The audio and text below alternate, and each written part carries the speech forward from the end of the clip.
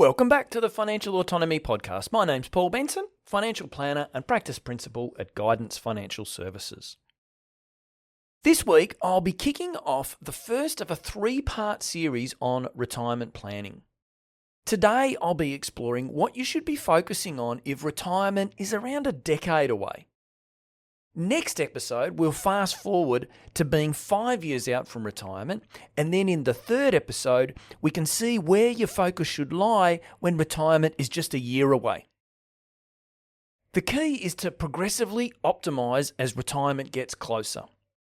As retirement nears, you gain greater clarity as to the level of retirement savings that you've been able to amass and your rate of spending.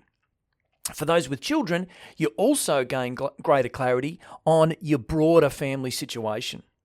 Have all the kids moved out? Are you still helping them out, or are they now fully independent?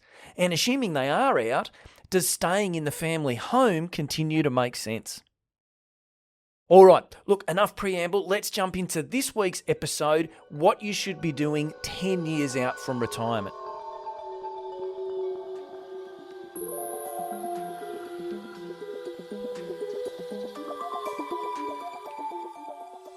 When people think about retirement planning, they often assume it's something that you really focus on in the final couple of years. But in reality, what you do 10 years out often has the biggest impact on how your retirement actually plays out. Because at that point, you've still got time on your side. Today, I want to walk you through what really matters when you're about a decade away from finishing work. Number one, let's consider what retirement will look like.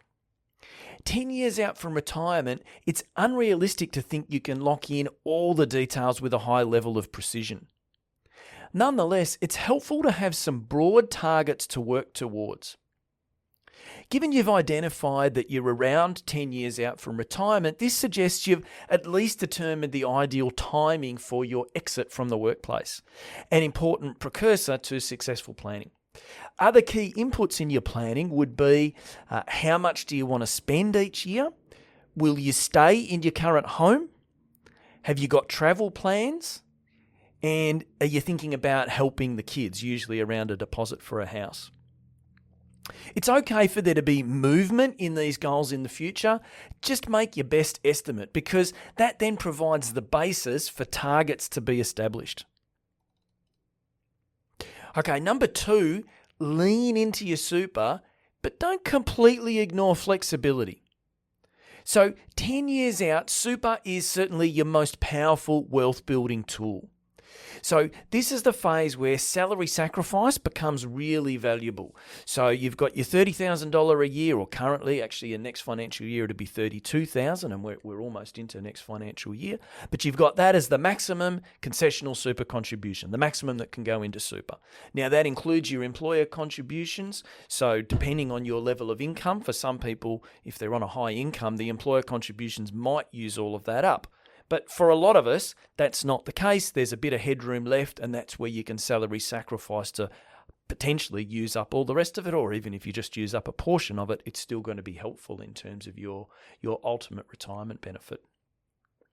There's also carry forward concessional contributions that might come into play. And look, that can meaningfully boost your retirement too. Your balance has to be under $500,000 in super for that to be possible, but nevertheless, something that can be explored. But it is just worth mentioning, super's really attractive, and particularly in the subsequent episodes, we'll touch on that a little bit more.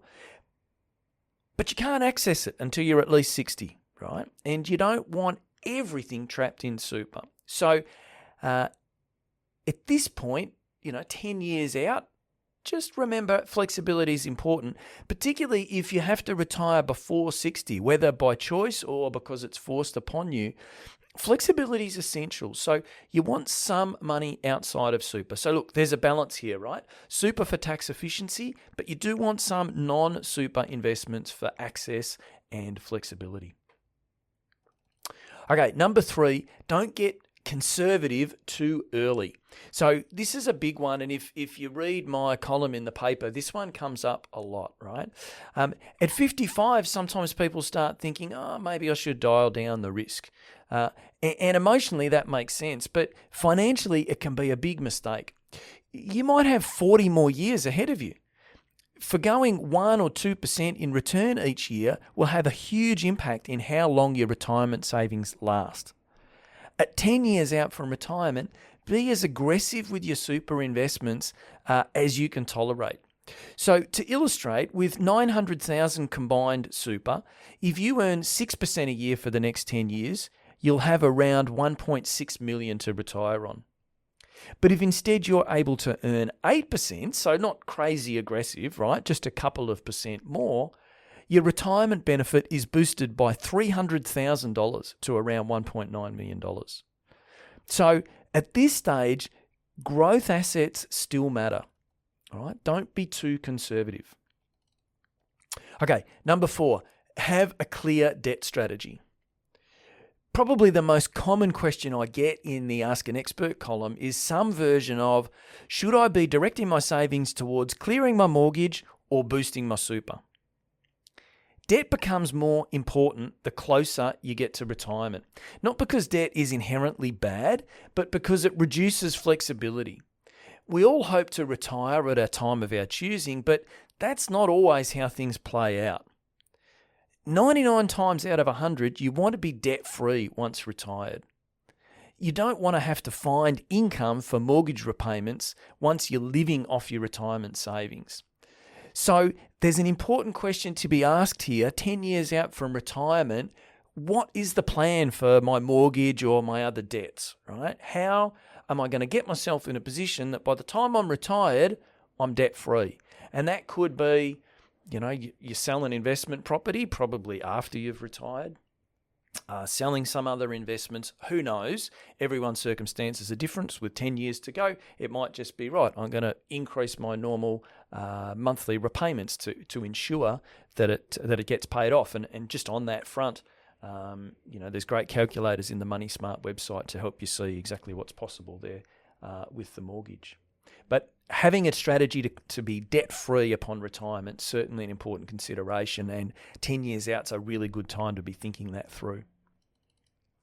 Okay, number 5, review insurance. So you might be paying for insurance that you no longer need.